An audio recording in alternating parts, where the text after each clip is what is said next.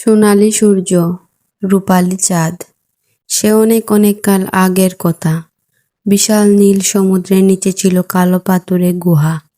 ভীষণ রহস্যময় ছিল সেই গুহাটি। সেখানে ঘটত অদ্ভুত ঘটনা। সেই গুহাতে বাস করত বিভিন্ন ধরনের আত্মা। অদ্ভুত ধরনের সুসু অবিরাম শব্দ হতো গুহাগুলোর ভেতরে। সমসমে একটা পরিবেশ। এর মধ্যে সবচাইতে বড় গভীর ছিল যে গুহাটি, তাতে বাস করত সূর্য আর চাঁদ। গুহাটির ভেতরে ছিল জমাট বাঁধা নিকষ কালো অন্ধকার। সেই অন্ধকার ছিল খুবই ঘন। অতল অন্ধকারের ভেতর থেকে সূর্যের তীব্র আলো আর চাঁদের স্নিগ্ধ কিরণ ঠিক মতো পৃথিবীতে এসে পৌঁছাত না। পৃথিবীর বুক আলোয় ছোঁয়া পেত না। পৃথিবীর বঞ্চিত ছিল সেই সোনালি আলোর দ্বারা থেকে। এতটাই জমাট বাঁধা তকতকে অন্ধকারের মাঝে থাকতো তারা। নিশিম অন্ধকারের এক রাজ্য। পৃথিবীতে নেই সূর্যের আলো, সেই চাঁদের আলো। পৃথিবীর বুকে তখন শুধু আসতো দূর আকাশের ঝিকিমিকি তারাদের আলো। সে আলোর পরিমাণ ছিল অতি অল্প। এতটুকু মাত্রা আলোকে সম্বল করে সময় কেটে যেত পৃথিবীর। সূর্য আর চাঁদ থাকতো একই গুহার ভেতরে। এক সময় সূর্যের কাছে মনে হতে লাগলো যে তাদের দুজনের থাকার জন্য জায়গাটি বেশ ছোট। তার সেখানে থাকতে যথেষ্ট অসুবিধে হচ্ছে। এমনিতেই চাঁদের তো নিজের কোনো আলো নেই। সূর্য যে আলো চারিদিকে ছড়িয়ে দেয়, চাঁদ আবার সেখান থেকে আলো নেয়। আলো দেওয়ার ব্যাপারে চাঁদের তাই মোটেই কোনো কৃতিত্ব নেই। এ বিষয়ে তাই সূর্য ছিল যথেষ্ট দেমাগী অহংকারী। চাঁদ তার কাছ থেকে আলো ধার নেয়। আলোর জন্য চাঁদ তার উপরে নির্ভর করে। সেই চাঁদের সাথেই কিনা তাকে এক গুহাতে থাকতে হচ্ছে। বিষয়টা সূর্যের কাছে অপছন্দের ছিল না। চাঁদের সাথে তাকে থাকতে হচ্ছে। এটি ভারী বেমানান বিষয়। সূর্যের মন তাই সবসময় খুঁতখুঁত করত। একদিন তাই সূর্য বলে ফেলল, দেখো, আমি হলাম গিয়ে সমস্ত প্রাণের উৎস। কত বিশাল আমার ক্ষমতা। আমি কি এমন একজনের সাথে থাকতে পারি যে কিনা আমার দাঁড় করা আলোয় বেঁচে আছে? ওহে চাঁদ, আমি তোমাকে স্পষ্টভাবে একটা কথা জানিয়ে দিতে চাই। তুমি এই গুহাটি ছেড়ে সোজা অন্য কোথাও চলে যাও। আমি এখানে একলাটি থাকবো। তোমার আর থাকার দরকার নেই। সূর্যের কাছ থেকে এমন ভয়ানক কথা শুনে চাঁদ তো গেল বেজায় ঘাবড়ে। এখন উপায়? চাঁদ মিনমিন করে বলে, আমি তাহলে কোথায় যাব?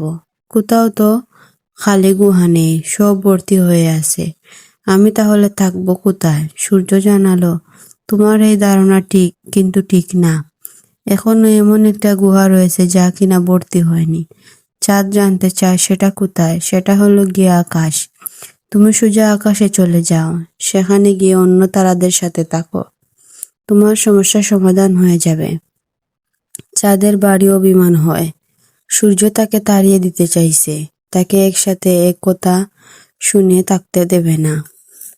চাঁদ বলে, আমি তাহলে ওই আকাশে চলে যাচ্ছি। চাঁদ সূর্যের ব্যবহারে ভীষণ দুঃখ পেয়েছিল। তার চোখ দিয়ে রূপালি কান্নার ফোঁটা ঝরে পড়ল।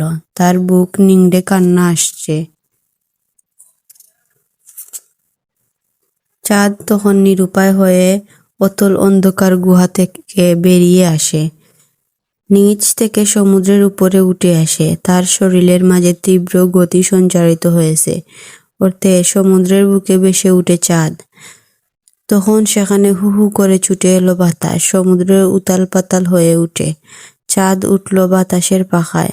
বাতাস তাকে শু শু করে নিয়ে চলল আকাশের গুহাতে।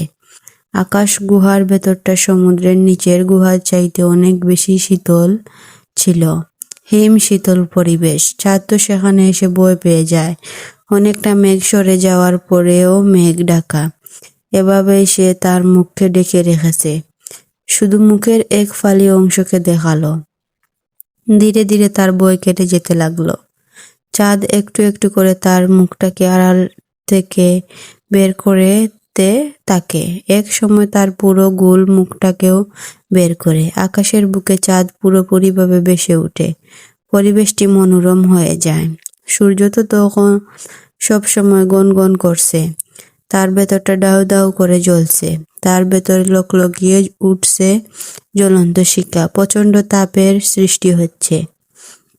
সূর্য যখন জানতে পারলো যে আকাশে গিয়ে চাঁদ অনেক আনন্দে রয়েছে, তখন প্রচণ্ড রেগে গেল। চাঁদের এমন প্রশান্তির কথা জেনে তার মোটেই ভালো লাগছিল না। যে চাঁদ এক সময় ছিল তার উপরে নির্ভরশীল, সে কেন আনন্দে থাকবে? সূর্য ব্যাপারটা একবারেই মেনে নিতে পারল না। রেগে মেগে সে অস্থির হয়ে গেল। বুকের মধ্যে জ্বলুনি আরো বাড়ল। ছটফট করতে থাকে সূর্য। একদিন সে সমুদ্রের নিচে গুহার ভেতরে থেকে প্রবল বেগে বেরিয়ে এসে আকাশে উঠল। চাঁদের খবর সে জানতে চায়। চাঁদ দেখতে পেল সূর্য তার দিকে ছুটে আসছে। সর্বনাশ! সূর্যের আসার গতি ধরনটি তার কাছে মোটেও ভালো ঠেকল না। দারুণ ভয় পেয়ে সে পরিমরি করে দৌড়ে পালায়। চাঁদ করল কি, তার মুখটাকে অন্যদিকে ঘুরিয়ে নিল। পুরোপুরিভাবে মিশে গেল আঁধারের মাঝে। সূর্য বিশাল আকাশে তীব্র আলোর ছোঁয়া ছড়িয়ে দিল। সবকিছু তাতে উজ্জ্বল হয়ে যায়। সূর্য জ্বলতে থাকে।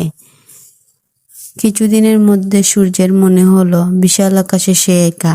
এভাবে একাকী থাকতে আবার তার কাছে ভালো লাগছিল না। সে তখন চাঁদকে খুঁজছে। সূর্যের কাছে মনে হলো চাঁদের সাথে তার এমন মন্দ ব্যবহার করাটা ঠিক হয়নি। চাঁদ হয়তো তার মনে অনেক দুঃখ নিয়ে অভিমানে দূরে চলে গেছে। কিন্তু চাঁদকে সে এত খুঁজছে, মোটেই তার দেখা পাচ্ছে না। যদি সে দেখা পায় তবে তার কাছে ক্ষমা চাইবে। সে ভুল করেছে। অনুতপ্ত সূর্য বিশাল আকাশে আতি পাতি করে চাঁদকে ঘুরে বেড়ায়, কিন্তু কোথাও তার দেখা আর পায় না। সূর্য অবাক হয়ে ভাবতে থাকে, গেল কোথায় চাঁদ? একেবারেই তার খোঁজ নেই। সূর্যের কেন জানি একবার মনে হলো চাঁদ হয়তো সমুদ্রের নিচে সেই গুহাটিতে আবার ফিরে গেছে। সূর্য নেমে আসে সমুদ্রে, নিজেদের গুহা দিকে এগিয়ে যেতে থাকে। চাঁদ তখন সেই গুহা থেকে বের হচ্ছে। সূর্য চিৎকার করে বলছে, তুমি কোথায় যাচ্ছ চাঁদ? আমি তোমার সাথে এক গুহাতে থাকতে চাই। একসাথে থাকতে চাই। একসাথে থাকতে আমার কোনো আপত্তি নেই। চাঁদ তখন পেছনে ফিরে তাকায়। সূর্য, রাত ফুরিয়ে আসছে। আমি এখন ফিরে যাব আকাশে। তুমি দুঃখ পেও না, তোমার ইচ্ছে পূরণ হবে। চাঁদ উঠে যায় আকাশে। সূর্য সারা রাত ধরে চাঁদের জন্য সেই গুহাতে অপেক্ষা করলো, কিন্তু চাঁদ আর ফিরে এলো না। এরপর থেকে সূর্য সারাদিন চাঁদকে খুঁজতে আকাশে থাকে, আর সারা রাত সমুদ্রের নিচে সেই গুহাতে অপেক্ষা করে। কিন্তু চাঁদকে আর কোনোভাবেই খুঁজে পায় না, কারণ দিনের বেলায় সমুদ্রের গুহাতে লুকিয়ে থাকে, আর রাতে সূর্য যখন তার জন্য সমুদ্রের নিচে গুহাতে অপেক্ষা করতে থাকে, তখন সে খুশি মনে সমস্ত আকাশ ঘুরে বেড়ায়। রেশমি মা। সে অনেক দিন আগের কথা। চীন দেশে এক নির্জন অপ্রত্যয়কর এক রহস্যময়ী রূপসী মহিলা বাস করত। সে যেন মিশে থাকতো আবছা কুয়াশার ভেতরে। তাকে নিয়ে শোনা যেত নানা ধরনের বিচিত্র গল্প, কিন্তু সে ছিল সবার আড়ালে। তাকে চাক্ষুষ দেখতে পেয়েছিল শুধুমাত্র ছোট্ট মেয়ে শাওলিন। সে ছাড়া ওই পাহাড়ে উপত্যকারে তাকে আর কেউ কখনো দেখেনি। তার সম্পর্কে বিভিন্ন সময় গল্পের ডালপালা ছড়িয়েছে।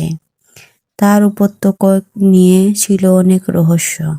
শাওলিন তার আর ভাই চিওয়াংকে রেখে তাদের মায়ের হঠাৎ করে মারা যায়। সে বছর তাদের এলাকায় খুব খারাপ বাতাস বইছে। বিকেল সন্ধ্যা মুখোমুখি সময়টায় সেই অশুভ বাতাস হঠাৎ করে ডাইনির চুলের মতো লতাপাতা নাড়িয়ে আসতো। সেই বাতাসের কারণে অনেকেই কুঁকড়ে গিয়ে মাটিতে লুটিয়ে পড়তো, মৃত্যুবরণ করত। এভাবেই মারা গিয়েছিল শাওলিনের মা। সেই থেকে ওদের জীবনে